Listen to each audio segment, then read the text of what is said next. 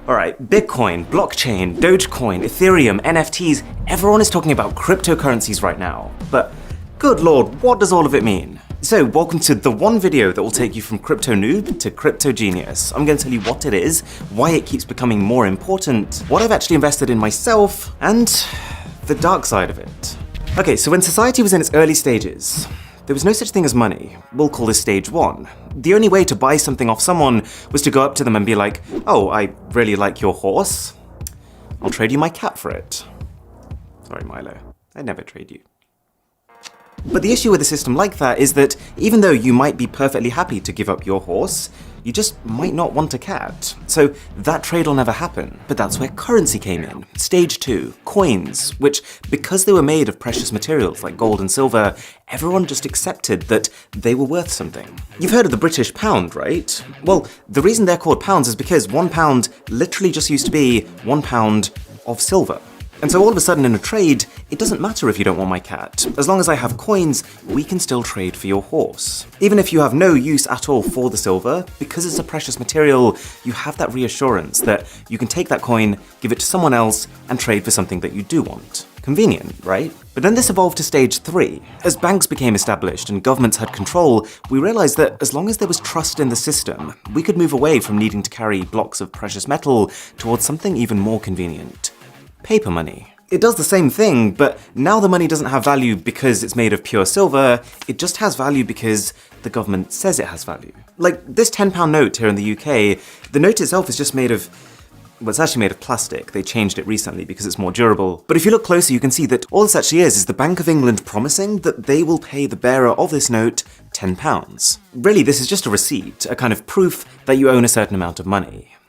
But as technology has improved even further, we found even more convenient ways of storing and trading our stuff. We're now in what I would call stage 4, where more people than ever are buying things online and using credit cards, and really when you're at that stage, we don't see our money anymore. It's not about coins or notes or cats, it's just entries on a spreadsheet. Like when I buy a music album from Amazon, all that's happening is that my bank adds an entry in my spreadsheet that says Aaron now has $10 less, and then Amazon's bank adds an entry that says they have $10 more. So, the reason I've given you this entire intro is to give you context on where cryptocurrency sits. It's seen by many people as the most convenient era of exchange ever.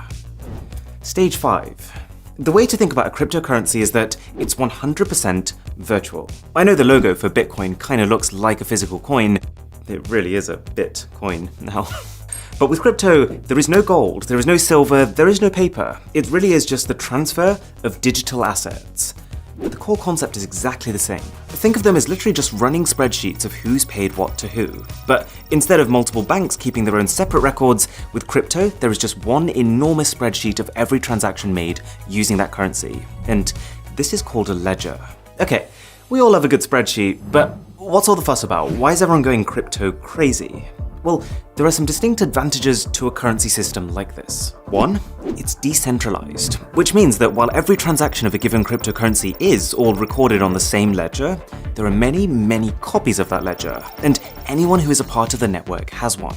You might have heard of cryptocurrency mining, or Bitcoin mining. Well, all that is someone who set up a computer to crunch through transactions on their copy of this ledger or spreadsheet. There are already about 1 million Bitcoin miners around the world, and Bitcoin is just one type of cryptocurrency.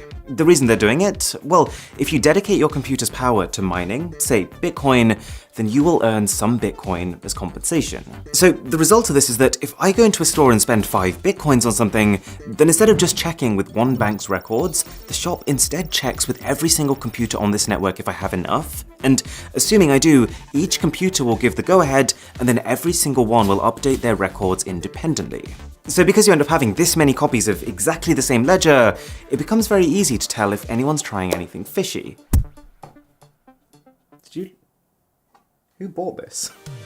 Like if I try to hack into someone's computer that's on the network and give myself more money by adjusting figures on their copy of the ledger, it's not going to get through. The system will realize that 99.9% of the copies on the ledger are saying one thing, but one of them is saying something else, so must have been tampered with. There's very clear organization to the system, and I think people believe in it because they see the future as open, traceable transactions, much more so than having like some bits of the record over here and other bits over there. And I know it seems complex at this point, but as we go through this, I think you'll realize that for a lot of people, in a way, it's simpler. There are plenty of areas in the world that have internet access, which is all you'd need for crypto, but don't have access to traditional banks, which require a lot of paperwork and documentation. 2, and I've kind of implied this already, but the main perk of crypto is that you don't need banks anymore. Because everything is stored by the people on this ledger, you can make international payments almost instantly instead of it taking half a day with no spending limits. Plus, you don't need to worry about exchange rates, you don't need to worry about interest rates, and even transaction fees are close to zero. For some cryptocurrencies, that is. But this is where the real fun begins. I'm fun at parties, I promise. The reason that cryptocurrencies are called cryptocurrencies is because they're secured by cryptography.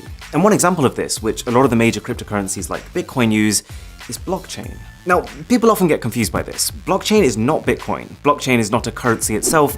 Blockchain is just a secure type of ledger. So you know that big spreadsheet that everyone has that's recording transactions? Blockchain is just a way of organizing it, funnily enough, into blocks. So every time I pay for something with Bitcoin, that transaction is recorded as a block.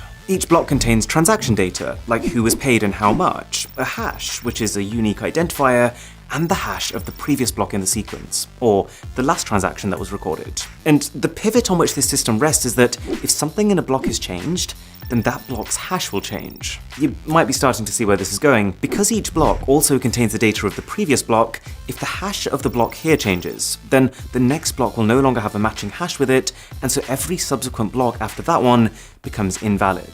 So if you combine this with what we talked about earlier, this whole idea of a million different users all having their own copy of the blockchain ledger, then if I wanted to fraudulently create a transaction that, say, paid me money, I'd have to not just tamper with a block and every single block after it, but I'd also have to do this on at least 500,000 computers around the world, so that the majority of computers in the system are also consistent with the one I've tampered with.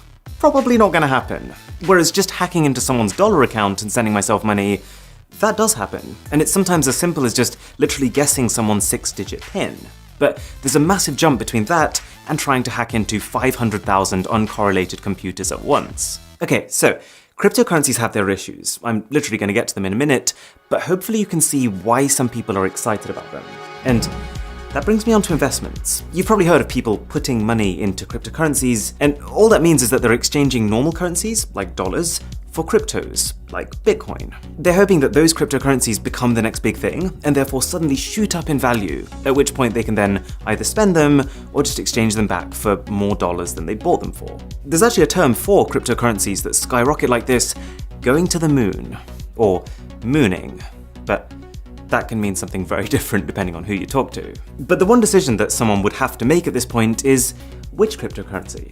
Because we've talked about Bitcoin, but Bitcoin is just one of over 4,000 different cryptos already, and each of them have different properties. For example, Ethereum, which is the second most invested in, can process transactions even faster than Bitcoin. There's one called Cardano, which is considered to be technologically superior. There's one called Litecoin, which has a newer algorithm. And if you are enjoying this video, then a sub to the channel would be delightful. So let me show you what I've done, and disclaimer, this is not in any way at all financial advice. I'm not recommending this, I've literally only put in a small amount of money that I am comfortable losing, and to be honest, the way I'm seeing it is more as an optimistic gamble as opposed to a strategic investment. The only thing that you absolutely should buy is one of these hats. Best purchase I've ever made.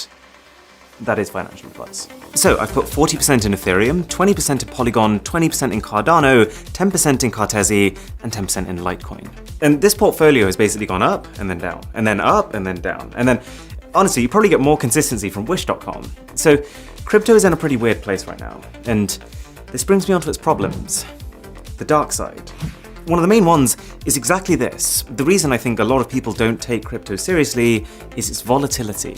Because these currencies are so new and they're completely digital, unlike, say, the market for gold, no one really knows what they should be worth. And so you find that crypto prices are quite heavily speculative. They're tied to the news cycle. Like when a glowing article comes out about them, prices spiral upwards, but then when Elon Musk posts a tweet that puts them down, they go way down.